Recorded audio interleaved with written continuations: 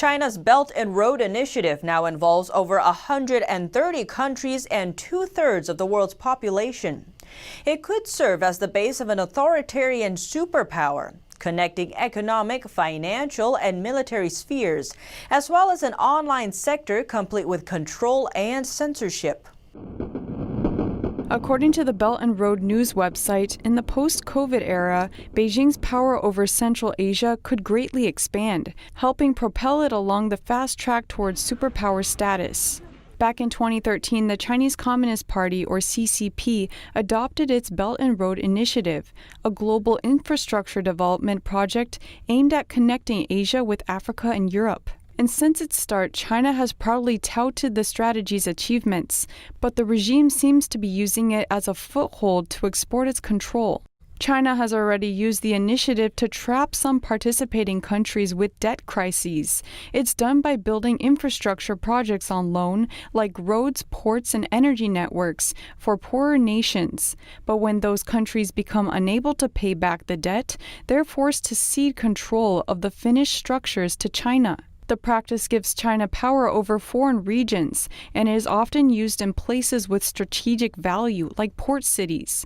As of last October, over 130 countries in the Asia-Pacific region, Africa, and Europe have already signed on or expressed intent to do so. In addition to road building, the regime is also using the Belt and Road Initiative to construct a state-run banking network. Asian Infrastructure Investment Bank, or AIIB, is one of the main loan providers for Belt and Road construction projects. The bank opened just 1 year after Belt and Road was launched, with the CCP as its main source of funding. Up till now, AIIB has recorded a $10 billion investment total and boasts over 100 member nations, including major Western players like Canada, Australia, Germany, and France. As for financials, most Belt and Road-related transactions are handled in US dollars using SWIFT, a vast banking network used to securely send and receive information.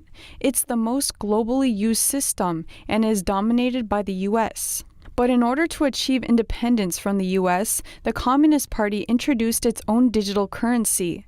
Zhu Min was the former vice president of the Central Bank of China and is now president of Tsinghua University's National Institute of Finance. He said recently that the development of digital currency is an important step towards internationalizing China's renminbi, more commonly known as the yuan. He explained that using the renminbi instead of the US dollar to invest the future Belt and Road projects is a major move for China. It will play a big role in expanding renminbi-based investments globally. The decision for China's central bank to endorse digital currency was made as a vehicle to progress that goal. Last week, China's Ministry of Commerce announced that almost 30 provinces and regions will launch a project involving digital currency circulation.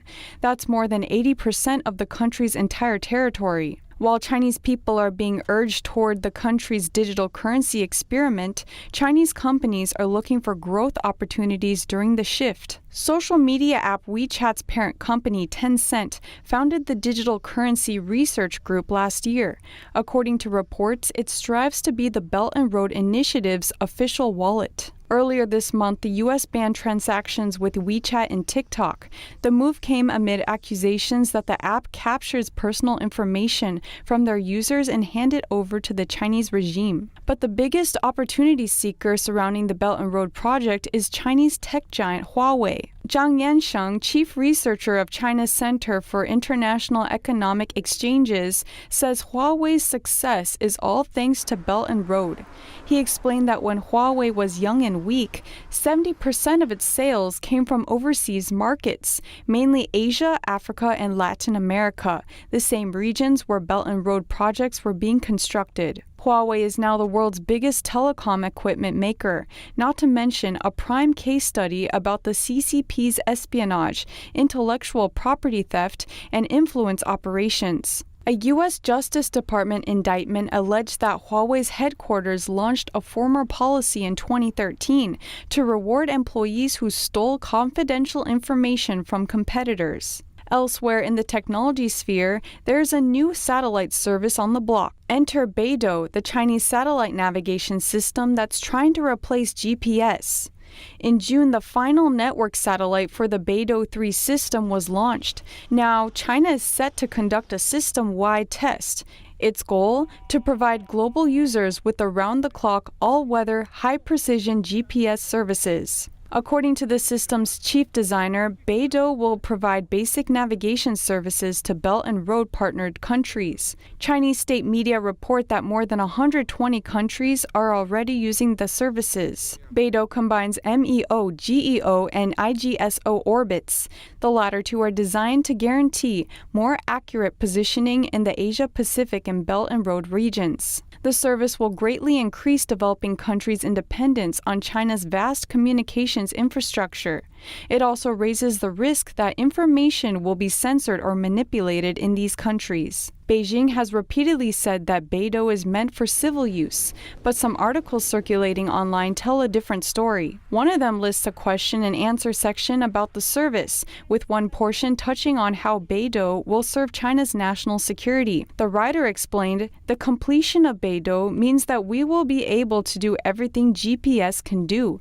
We'll also be able to break free from others' restraints. We cannot say enough about its importance to national security." Inside the Belt and Road Initiative, the CCP is carrying out a three-dimensional strategy: ground-based infrastructure, submarine cable networks, and Beidou in sky.